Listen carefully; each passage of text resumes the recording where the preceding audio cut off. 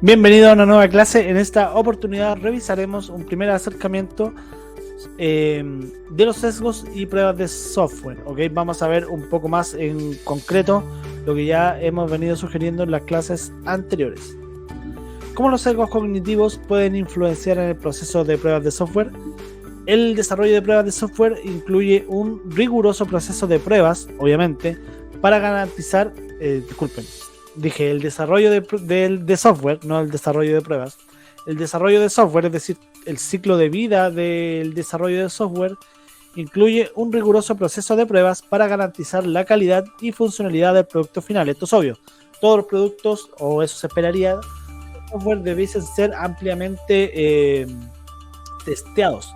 Tal vez algunos que son más gamer aquí en la audiencia recuerdan el caso de Cyberpunk 2077, el que salió completamente roto para las consolas de la generación anterior, y eso fue porque no hubo un proceso de calidad detrás, bueno, y probablemente muchas cosas financieras, pero ese proceso de pruebas que finalmente la empresa culpó a la empresa que hacía las pruebas para el juego, fue completamente nefasto, ¿vale?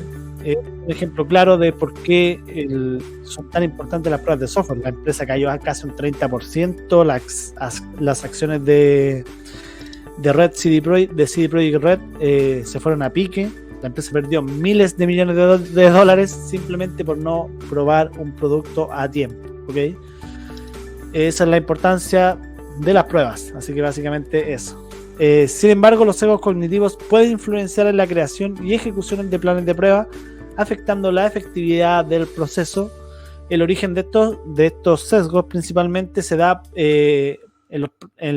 porque los planes de prueba están escritos por humanos. Esto es bastante obvio, pero nosotros escribimos los planes de prueba, por mucho que estemos ayudando de una inteligencia artificial que también está sesgada. Ya hay varios estudios que hablan sobre los sesgos que tienen las inteligencias artificiales, pero nos vamos a centrar en nosotros, en los humanos, y principalmente los planes de prueba los escribimos nosotros, los humanos, y nosotros estamos inherentemente sesgados, ya sea por todo lo que vimos anteriormente en las dos clases anteriores: cultura, familia, trabajo, experiencias previas, conocimiento previo del software, conocimiento de cómo esperamos que funcione el software, conocimiento o presiones de los equipos de trabajo sobre la velocidad en la que se espera que nosotros probemos, ¿cierto? O la cantidad de pruebas que se espera que realicemos, etcétera, ¿okay? Volviendo un poquito, voy a volver súper breve a este ejemplo que les daba del Cyberpunk.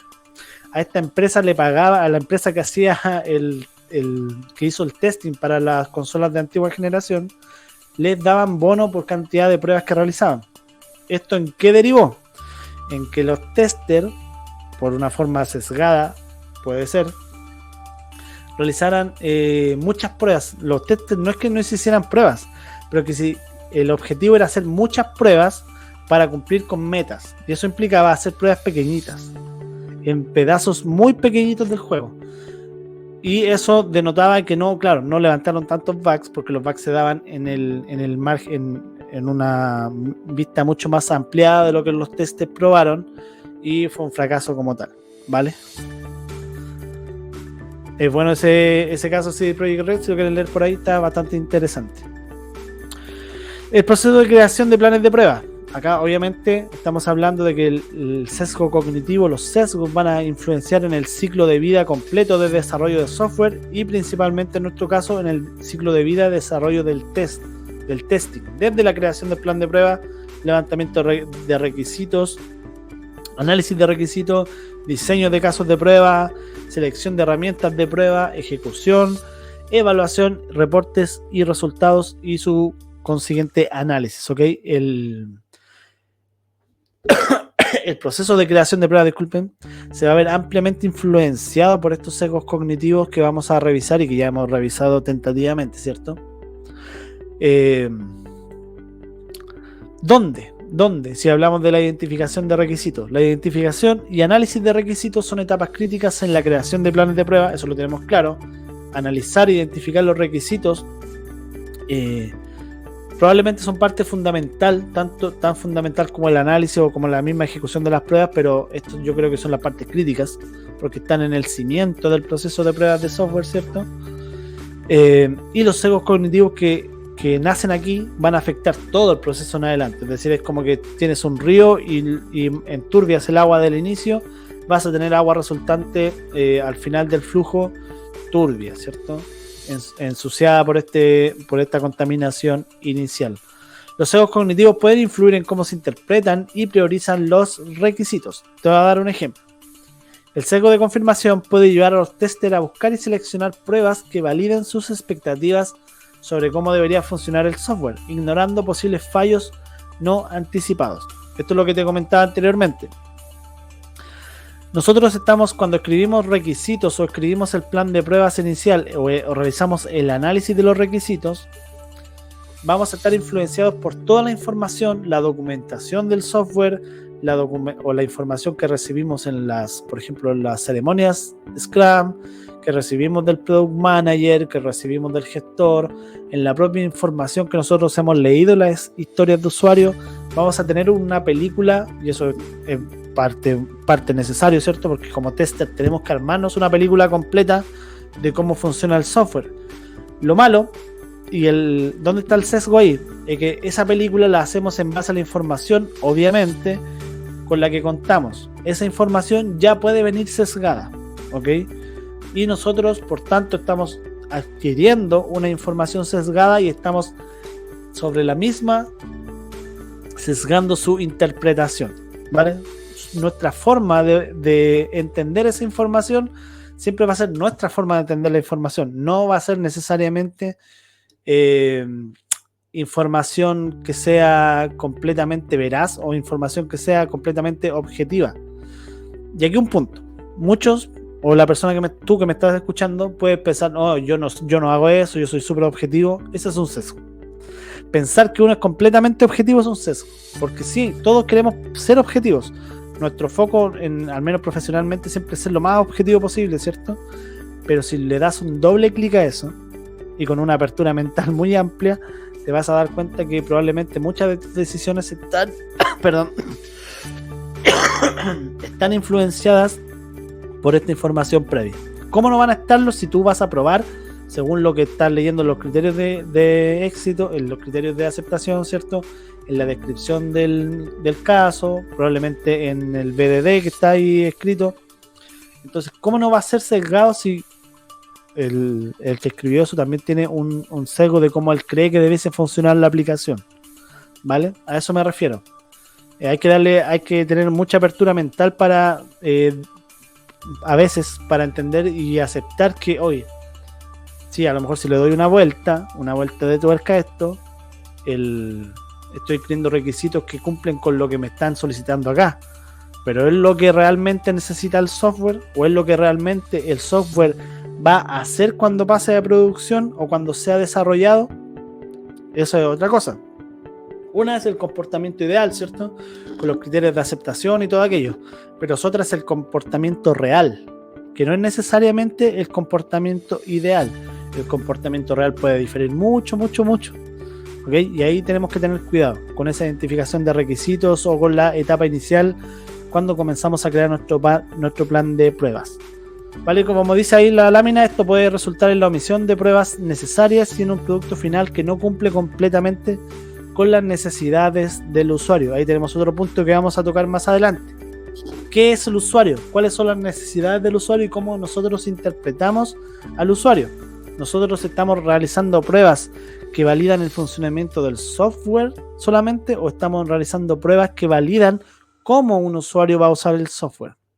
Y no necesariamente tiene que ser el uso ideal, obviamente, porque tenemos miles de usuarios, miles de casuísticas diferentes. Obviamente no podemos probarlas todas, pero ¿cuáles son las más representativas? Las que me dice la historia de usuario, que cómo debiese funcionar el flujo ideal. Los usuarios saben cómo va a funcionar el flujo o cómo la empresa que hizo el software quiere que funcione, o los usuarios se van a guiar por intuición y van a apretar los botones en forma desordenada. Ahí tenemos otro sesgo, ¿cierto? Es interesante. Sesgo en el diseño y ejecución de pruebas. Durante el diseño y la ejecución de las pruebas, los sesgos pueden afectar la objetividad, como comentábamos recién, y la cobertura de casos de prueba. Obviamente, al estar sesgados con estos mismos casos que les comentaba, vamos a bajar la cobertura porque vamos a hacer menos casos de prueba. A veces no se van a poder hacer todos, eso es obvio. No tenemos el tiempo ilimitado y probablemente hay algunos testers que están súper justos con el tiempo, ¿cierto? Entonces este es como un tira de afloja. Esto es un tira de afloja sobre lo que debería ser y lo que es en la realidad. Ejemplo, el sesgo de disponibilidad puede hacer que los testers se enfoquen en escenarios de prueba que son fáciles de recordar y más recientes, en lugar de aquellos que son más críticos o probables. Esto se da mucho, y yo también lo he visto harto en lo profesional, ¿ok? Casos de prueba que son los Happy Path, básicamente, y un par de derivaciones de los Happy Path y listo. Y damos por certificado un software que es mucho más complejo. Buscamos los casos básicos, claro, los casos que, por ejemplo, los criterios de aceptación, le dimos check a todos los criterios, listo, y damos por certificada la prueba. O damos por certificado el software en términos de calidad, cuando para eso falta una brecha mucho más grande, ¿cierto? Pero claro, nosotros nos enfocamos en estos casos que estaban fáciles de recordar y que estaban ahí en la historia de usuario, pero dejamos de lado todo lo demás y que tal vez era mucho más probable. Porque recordemos que los criterios de éxito o las descripciones de un software hablan sobre el comportamiento ideal del software. Hay muchos casos también que añaden comportamiento errado. Por ejemplo, marcar con rojo los campos si es que el usuario no ha ingresado, por ejemplo, el mail y el DNI. Ya, ese es un comportamiento errado, pero eso es un comportamiento probable. ¿Qué pasa con el más improbable o con el más crítico? Perdón, me baja la tos. ¿O qué ocurre si en el código, en el campo mail, hacen una inyección de SQL? No la probamos, nadie se acordó de revisar eso y nos atacaron. ¿O qué ocurre? El servicio, la API estaba expuesta. Nunca probamos eso. O sea, cualquier persona podía poner un token ahí falso y pasaba y pedía un crédito, por ejemplo. Es un caso improbable, crítico y que no está en la descripción de ninguna parte. O sea, nadie se le ocurrió probar el token porque era improbable. Pero a alguien sí se le ocurrió. A eso va esto.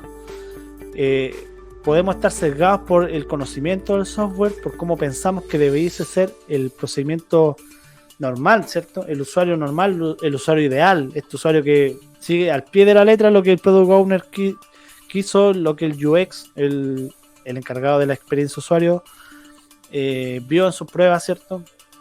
Pero resulta que la realidad es completamente diferente. Entonces, como podemos ver, en esta primera mirada, los sesgos nos van a afectar en todo el ciclo de vida de desarrollo de las pruebas o de desarrollo de software en una mirada más general, en su conjunto, ¿okay? No es solamente una etapa en particular, sino en el ciclo completo, donde en cada etapa vamos a poder encontrar diferentes formas o diferentes expresiones de estos sesgos. Entonces, para finalizar, podemos concluir que los sesgos pueden influir significativamente en el proceso de creación y ejecución de planes de prueba. Por ejemplo, desde la identificación de requisitos hasta el diseño y ejecución de las pruebas, estos sesgos también pueden afectar la calidad del producto final. Esto es obvio. El ejemplo que les comentaba ahora es completamente evidente, ¿cierto? El sesgo que era compartido por todo el equipo de desarrollo. Nadie pensaba, por ejemplo, que alguien iba a venir y, no sé, al recargar la página con todos los datos completos, iba a poder, a lo mejor se llamaba la API sin querer o no sé, pasaba algo extraño. Nadie lo pensaba, era un comportamiento absurdo, si se quiere así, pero era un comportamiento que podía pasar. Y eso afectó la calidad del producto final. Ser consciente de estos sesgos y aplicar técnicas para mitigarlos, como la revisión por pares y la diversificación del equipo de pruebas, puede mejorar efectivamente el proceso. Hay muchas técnicas que vamos a comenzar a revisar que nos van a ayudar. Esto no implica hacer 1000 pruebas. Esto quiero que quede claro. Trabajar nuestros sesgos para la construcción, ejecución y análisis de las pruebas no significa crear 1.000.000 de criterios, crear 1.000.000 de casos de pruebas diferentes, porque ningún equipo de desarrollo está en condiciones de hacerlo, a menos que sea algún software muy particular, ¿cierto? Pero en general en nuestros trabajos tenemos tiempo limitado, vienen otras historias de usuario por detrás, tenemos que ser súper eficientes, y esa eficiencia generalmente la vamos a poder mejorar en rasgos bien generales, conociendo estos sesgos, conociendo cómo trabajarlos y cómo mejorar nuestros planes de prueba. Vamos a ver que probablemente aparecen más bugs o probablemente aparecen menos, pero los casos de prueba son mucho más eficientes y efectivos, ¿vale? Vamos a poder también llevar esta información a nuestros equipos, que los equipos conozcan. Esto es súper relevante, no se habla mucho.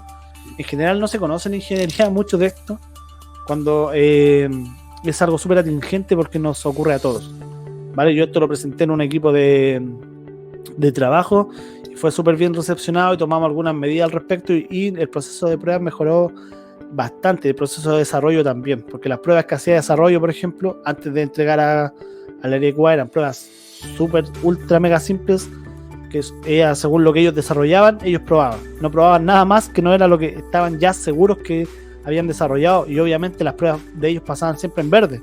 Claro, porque probaban exactamente lo que habían desarrollado. Entonces todas las pruebas pasaban en verde, las unitarias. Y cuando comenzamos a dar una vuelta de tuerca a esto, ya comenzaron a verse algunos errores y comenzaron a, por ejemplo, aplicarse algunas correcciones, atajar algunas excepciones que antes no se atajaban comúnmente, a cortar algunas conexiones donde no se cortaban, por ejemplo, conexión a base de datos me refiero. Entonces esto, si bien nos afecta a nosotros como tester, también lo podemos llevar a nuestro equipo y podemos enriquecer mucho más el proceso de desarrollo en su forma horizontal, el proceso de calidad, que no solamente parte en la etapa de QA, ¿cierto? La calidad parte desde el hito 1, que es el análisis de requisitos de un software, la planificación, la escritura de historias de usuario, desarrollo, etc., hasta la puesta en producción. Así que eso, nos vemos en la siguiente y ya vamos a comenzar a trabajar en cuáles son los sesgos en particular y dónde afectan en particular en este ciclo de vida. Así que vamos allá, cada vez vamos avanzando más.